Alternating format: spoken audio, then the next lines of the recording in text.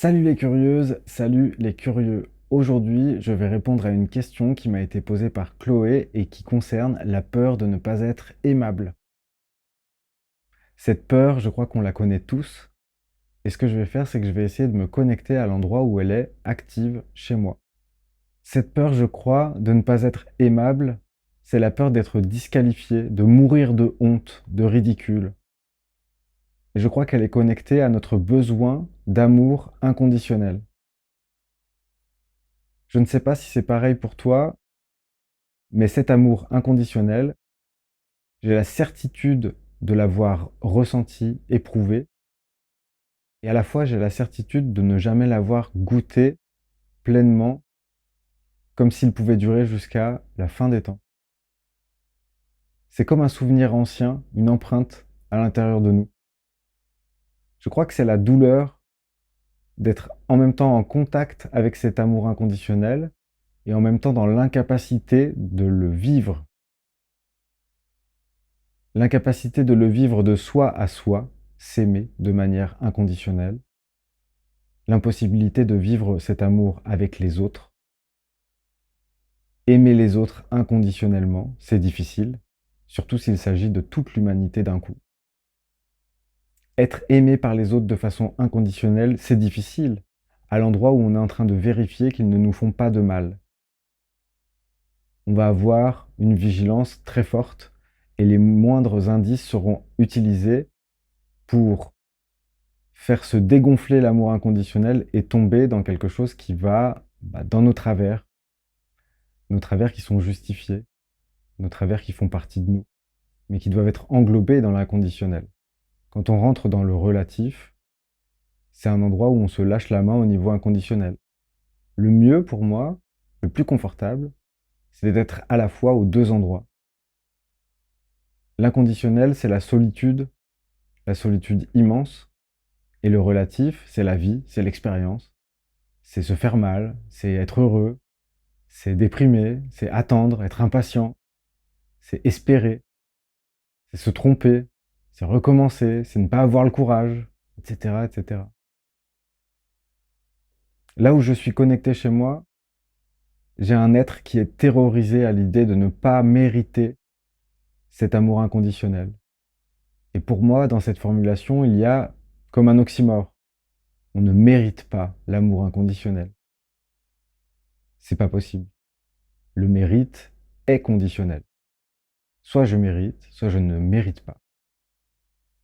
L'amour inconditionnel ne choisit pas les personnes pour des caractéristiques précises. L'amour inconditionnel comprend toutes nos possibilités.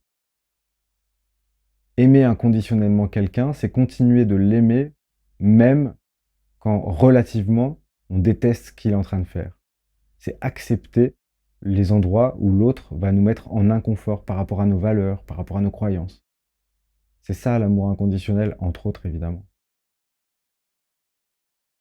Dans cette peur de ne pas être aimé, il me semble qu'il y a une danse qui se met à être jouée, où pour pallier ce manque d'amour inconditionnel, on va se mettre à essayer d'être parfait en toutes circonstances.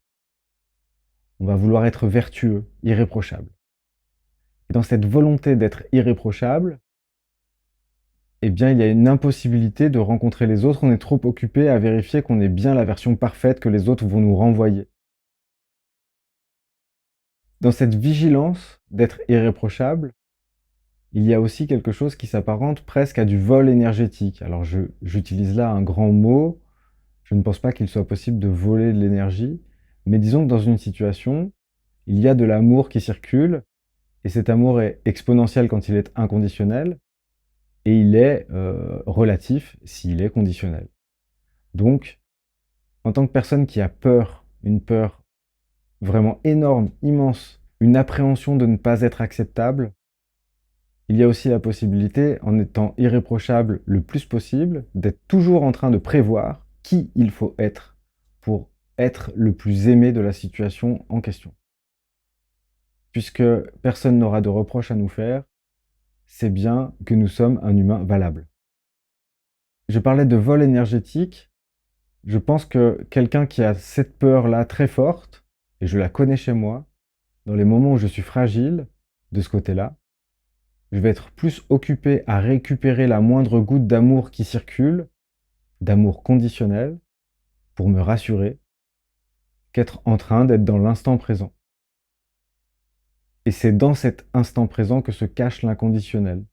Il y a beaucoup de pratiques, beaucoup de livres, beaucoup de personnes qui ont pris la parole sur ce sujet. Je ne vais pas m'étendre. Simplement, il est question souvent de revenir à la respiration, au fait qu'on est toujours maintenant, toujours. Et dans ce toujours, il y a le fait de relâcher la conditionnalité, les stratégies, les prévoyances. Voir un coup, 2 coups, 12 coups avant, c'est plus nécessaire. On a juste à être. Voilà, j'espère avoir apporté un éclairage intéressant sur cette question. C'est pas la seule manière de procéder, c'est un éclairage qui est le mien aujourd'hui. Je t'invite à réagir en commentaire, pourquoi pas à poser ta question, à laquelle je serai heureux de répondre. Et puis, n'oublie pas, la curiosité est un joli défaut. Salut!